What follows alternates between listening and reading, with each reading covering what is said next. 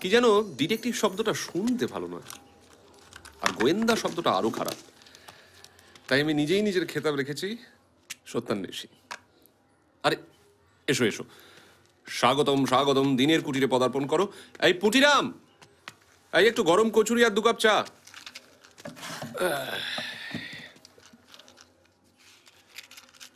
বাসাটি তো তোমার বেশ দিব্যি। তা একলাই থাকো বুঝি? হ্যাঁ, ওই সঙ্গী বলতে কেবল পুটিরাম। আচ্ছা অজিত, তুমি তো বললে তুমি লেখক, সেটাই বৃত্তি নাকি? প্রবৃত্তিকে বৃত্তি করার সুযোগ ছাড়ি কি করে ভাই? পিতৃদেবের ব্যাংকে রাখা টাকা সুদে আমার একলা জীবন নিশ্চিন্তে কেটে যায়। বাহ, অতএব কৌমার্য ব্রত অবলম্বন করিয়া সাহিত্য চর্চার মহাসাগরে অবগাহন। বাসাটি তোমার দেখে গেলুম, এবার তাহলে চলি ভাই। এই কোথায় চললে? আমি পুটিরামকে গরম কচুরি আনতে বললাম। সে পরে হবে ক্ষণ, অনেক বেলা হয়ে গেছে, যাই। শোনো ভাই অজিত, ও বাড়িতে যা ঘটেছে আমার মনে হয় না তারপরে ওখানে তোমার পক্ষে থাকা সম্ভব হবে। তুমি কাজ করো না, এখানে চলে এসো, এই বাসাটা তুমি হাত মন্দ নয়। প্রতিদান দিচ্ছ? না ভাই, প্রতিদান নয়। দেখো কেমন যেন বুঝতে পারছি যে এবার থেকে তোমাকে ছাড়া আমার মন টিকবে না। এই কদিন একটা বদভ্যাস জন্মে গেছে কিনা। আমার একটা শর্ত আছে। বলো। তোমার এই বিভিন্ন রহস্য উন্মোচনকারী ঘটনাগুলোকে কিঞ্চিত রং চড়িয়ে গল্পাকারে প্রকাশ করতে দিতে হবে। রাজি?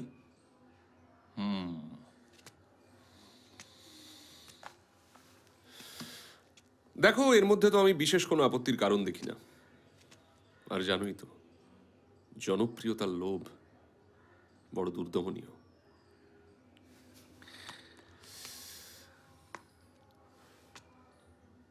বলছো? আলবাত বলছি। এই কোথায় চললে হনন করে? এই অজিত, কোথায় যাচ্ছ? জিনিসপত্রগুলো আনতে হবে না?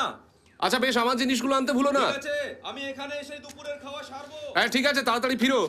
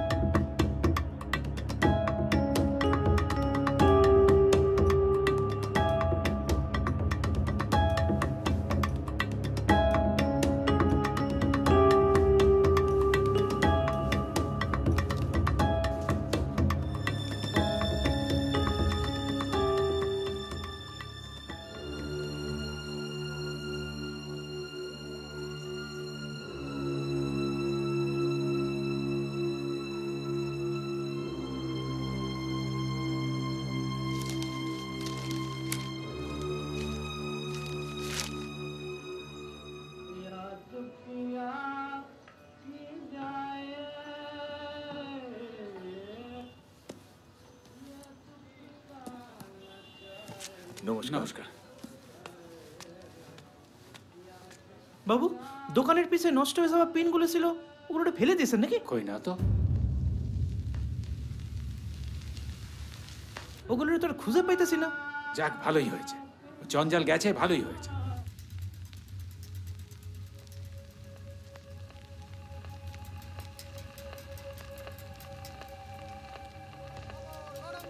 আবার রোমাঞ্চকর খবর, আবার গ্রামোফোন পিন, আবার রোমাঞ্চ, আবার গ্রামোফোন পিন, গ্রামোফোন পিন, আবার গ্রামোফোন পিন, অদ্ভুত রোমাঞ্চকর রহস্য।